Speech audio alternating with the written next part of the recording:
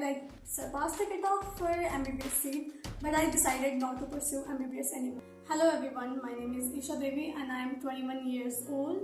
I am from very small village in Jammu and Kashmir, and right now I am in city because of my studies. And I wanted to share my side of story.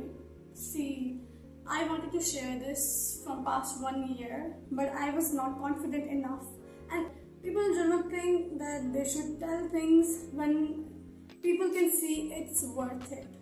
So, to give you the context, like what I'm going to talk about, I want to talk about NEET. I surpassed the cutoff for MBBS seat, but I decided not to pursue MBBS. I didn't want to focus on one thing while ignoring the other, because I want to be someone who can create things, or like you can say someone who enjoy to be a little different. And then the first reason for the NEET PG, I didn't want to study intensely for 5 years and then go back to a very much big competition, like the competition in which all the students who just passed the competition, now I have to surpass them, and what if I have to be in that rat race for I don't know how many years, and that's what scared me the most. Yes, the second reason was during 2023 and during 2023 I had adopted a cat in my village, a stray cat. And because of that, I was like, maybe I should try veterinary, because I was pretty damn sure in my mind that I don't want to do MBBS. So I was thinking let's do veterinary, and I was like, if I get into veterinary, maybe I'll get time for myself, and at least I will have a purpose, like I want to help those animals. I did counseling for BCI.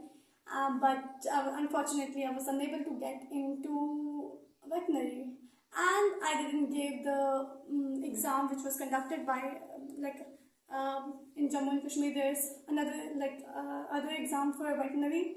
I didn't give it because after NEET 2025 I was so fed up with competition, with NEET. I was so exhausted, like I just wanted to rest so bad, so I just didn't give it. But the thing I did was, before, like in 2022, 3 or 4, I never gave any backup exam, because I thought oh, I need to do this because I never tasted failure, and I feel like I need to prove myself, not to others, to prove myself that I cleared this exam and I'm worthy.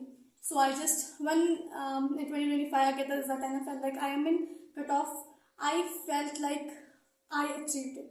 Like, now I am worthy, but I don't want to do this anymore. Like that time, that was the first time I've been ever true to myself, and I guess for that I'm a little proud of myself. But first plan was before I had a lot of processing of emotions. My first plan was MBBS, but then when the result came, it was not only a result. During the year 2025, I was sure I don't want to do MBBS, but I want to give NEET because I wanted to prove to myself that I can do anything. So yes, and when I did that, I felt like checklist, did this, okay, but I don't want to continue this thing anymore. I don't want to sit on this much big competition anymore. Then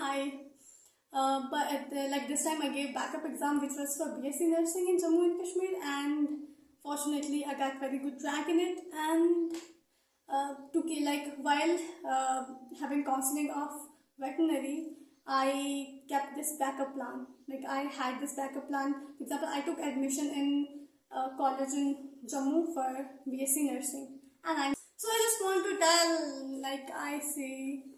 after I see a lot of cases of people dying, I was one of them. When I was in 2023, 2024, a lot was going through my mind, and I have a lot to say. And I guess I will start posting it because I got inspired by, I think there's this Instagram handle named Thinking Out Loud, and she just posts about her, she is very suicidal, and I just thought, why cannot I post it? Why should I not post it? Why am I, I am not changed? Because if I still think there is something in when something big will happen, when people can see like it was worth it that I didn't choose MBBS. I don't have like I should not post it because I don't have any proof that I'm worthy. So I just thought like who knows when I'm gonna die, who knows when everything will change or something. So I'll just start posting about my things. And so I'm seeing a lot of people doing suicide for NEET, and I have not to share this, like doing suicide for NEET, and I felt very bad because I can understand them. I never blame them. Not gonna lie, I can understand what they've been through, and if they took their life, it's very sad, but it's kind of understanding. If you have been the student who had to go this type of competition for long, I think it's understandable. People like don't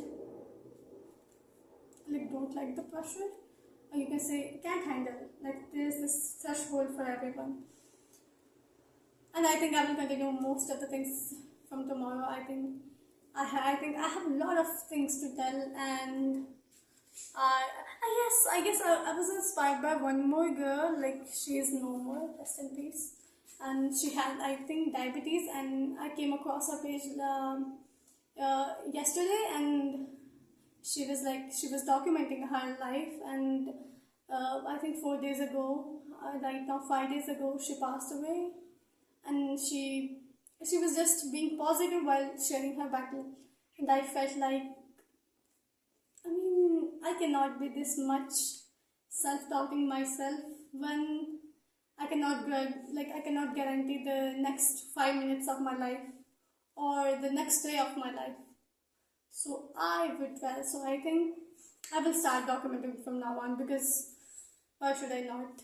There are a lot of things that people can learn, or simply I can learn to talk to people because in real life I have zero social connections. I am very scared to talk to people, and yes, very scary experiences. So I just feel like I've been very isolated for so long, so I need to get out of my shell.